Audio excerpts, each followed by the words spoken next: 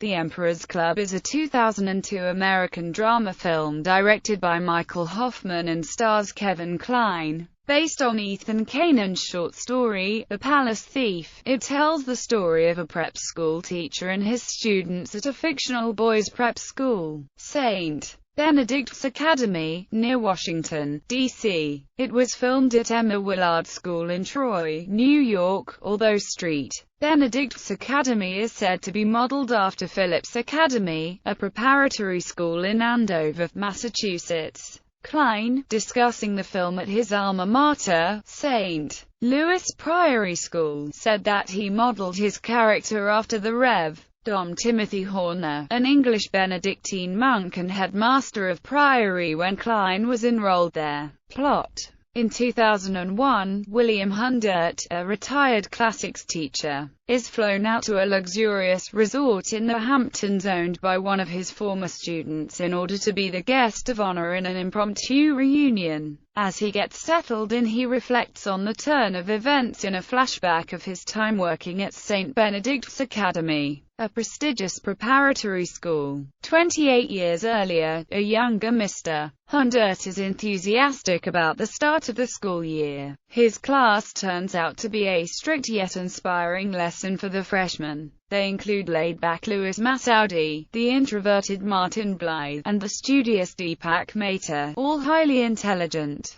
Hundert inspires his students to study hard in order to become one of the 3 contestants for the Emperor's Club and be crowned Mr. Julius Caesar, a competition which puts the top 3 students of his class in a contest where they will be asked questions regarding the classics. When the headmaster explains the contest to the students, he mentions that Martin's father was once a Mr. Julius Caesar. Hundert quickly gains the respect of his class and the school year gets off to an orderly start.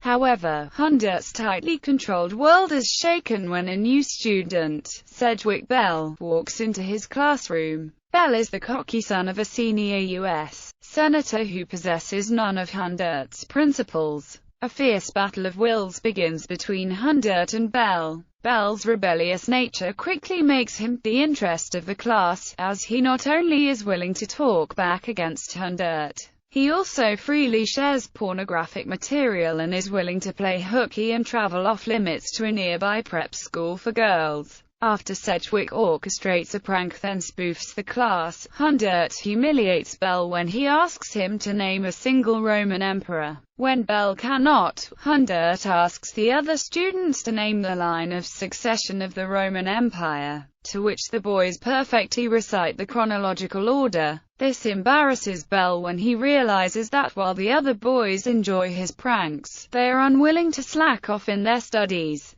Hundert also makes a trip to Washington, D.C., to meet with Senator Bell from West Virginia. Bell's father is clearly uninterested in his son's character development while at St. Benedict's, instead telling Hundert just to teach Bell lessons so he can graduate, giving Hundert some insight into the younger Bell's upbringing. Hundert returns to St. Benedict's, where in a phone call, Senator Bell chews out Sedgwick for wasting his time and having to see Hundert and his money on the tuition, yet he does not reprimand Sedgwick for goofing off in class. After seeing a chastised Sedgwick, Hundert tries to develop a closer student-teacher relationship and become a mentor to Bell in order to help change him into a better man. Bell starts studying, proving to be a bright student, and his grades improve enormously. Bell finishes in 4th place in Hundert's competition that precedes the Emperor's Club contest, along with classmates Massaudi, Blythe, and Mehta. Hundert privately decided to raise his grade on the final essay after reviewing it again, thus moving him above Blythe, the 3rd-place winner. Hundert is caught between celebrating Bell's newfound success and feeling guilty when he sees a despondent Blythe sitting all by himself under a tree. Hundert is also saddened by the fact that another teacher, whom he has a growing friendship, is moving to England due to her husband's job. The entire school watches the competition as the 3 contestants are quizzed by Hundert.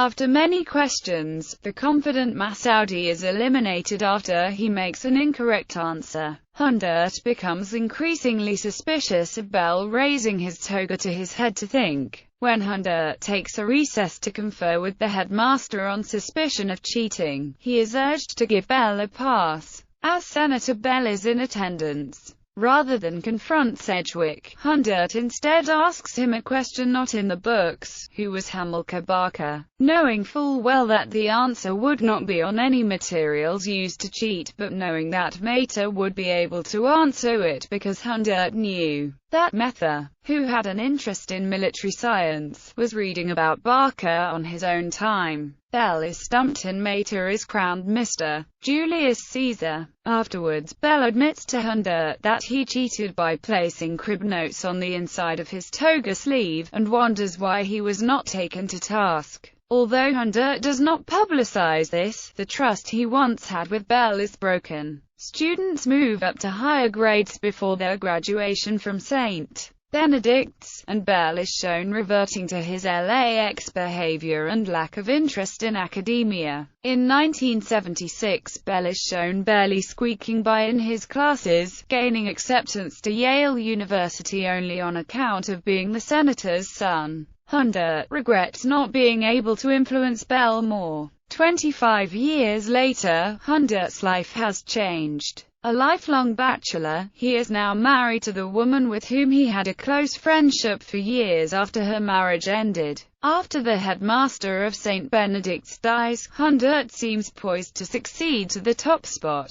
However, the Board of Trustees promotes a younger, less experienced teacher to the headmastership based on his abilities to raise funds for a cash-strapped school. Shocked by this turn of events, Hundert declares his retirement from teaching and seeks to follow his father's profession of writing. But little comes of it. Meanwhile, Sedgwick Bell, now a wealthy CEO, is poised to make a gigantic contribution to St. Benedict's in the name of his now deceased father, but only on the basis that Hundert come to a black-tie party with all his 1973 students in a rematch of the Mr. Julius Caesar competition. The flashback ends and Hundert now eagerly gets ready to referee the rematch, which is preceded by a dinner showing his former students, now married and have successful careers, with a full-grown Deepak Mater working as a college professor teaching classics himself. However, his reunion with Martin Blythe seems awkward.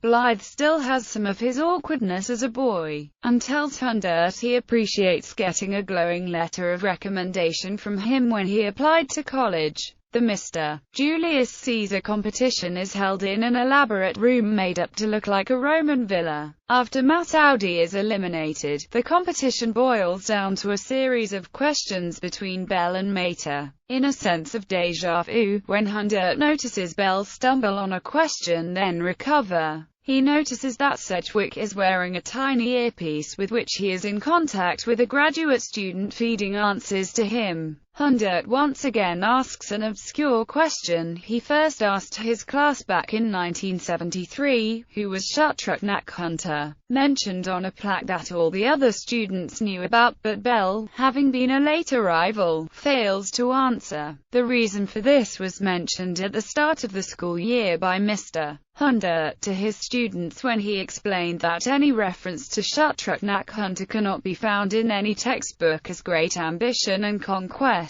without contribution is without significance. Consequently, the graduate student was unable to find the answer inside the textbook he was using to feed Bell the answers. Despite encouragements and hints from his classmates, Bell is stumped once again and Mater defends his title as Mr. Julius Caesar. Immediately after the competition, Sedgwick launches into a speech about how he plans to succeed his late father by campaigning for the U.S. Senate, and is applauded by his school friends. Hundert is privately incensed that the reunion and rematch was no more than a political fundraiser and excuses himself to the restroom where he is met by Bell. Hundert confronts Bell on his cheating, but says he is not going to publicize it, as he is a teacher, not a policeman or judge. Hundert bemoans his failure to reform his former student and says sooner or later that Sedgwick will have to confront his own worst enemy,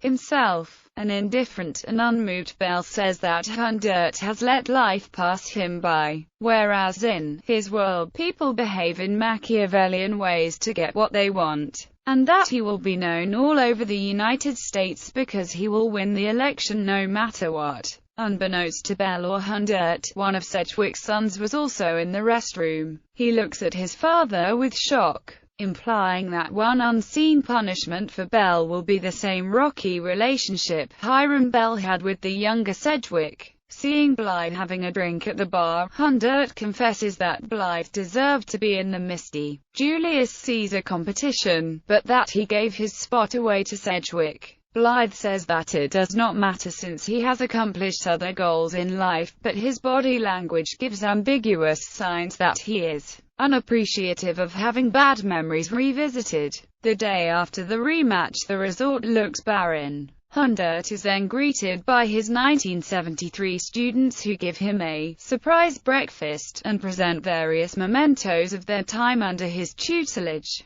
Mater gives a gift from one teacher to another, a plaque showing how a teacher's work lives on through generations. The men all wave goodbye to Hundert as the helicopter takes him off island back home, whereas Hundert reflects that although he failed with Sedgwick Bell, he succeeded in molding multiple other students. Hundert thus returns to St. Benedict's and again teaches classics to a new class. It is also revealed that one of his students is Blythe's son, who is proud that his father was once Hundert's student. Hundert then looks out the window to see Martin Blythe proudly waving to him, and an expression that Hundert has found peace with his past troubles and gladness that he has been truthful with Blythe. In a scene echoing an earlier scene with the young Blythe, Hundert requests the Blythe boy read the Shuttruckner Hunter plaque over the door, just as his father once did. He reads it without stuttering or hesitating, implying that the older Blythe trained his son well. Cast: Kevin Kline as William Hundert, Emil Hirsch as Sedgwick Bell, Joel Gretsch as adult Sedgwick, Beth Davids as Elizabeth, Rob Morrow as James Ellaby, Edward Herman as Headmaster Woodbridge, Harris Yulin as Senator Hiram Bell, Paul Dano as Martin Blythe, Stephen Culp as adult Martin, Jesse Eisenberg as Louis Massaudi, Patrick Dempsey as adult Louis, Rishi Mater as Deepak Mater, Rahul Khanna as adult Deepak, Caitlin O'Heaney as Mrs. Woodbridge, Gabriel Millman as Robert Brewster, Tim Realbuto as Jackson Pfeiffer, Chris Morales as Eugene Field, Luca Bigini as Copland Gray, Michael Coppola as Russell Hall, Sean Fredericks as Mr. Harris, Catherine O'Sullivan as the nun. Critical reception. The film received mixed reviews from critics. Review aggregator Rotten Tomatoes holds a 50% fresh rating, based on 123 reviews. On Metacritic, the film had an average score of 49 out of 100, based on 32 reviews.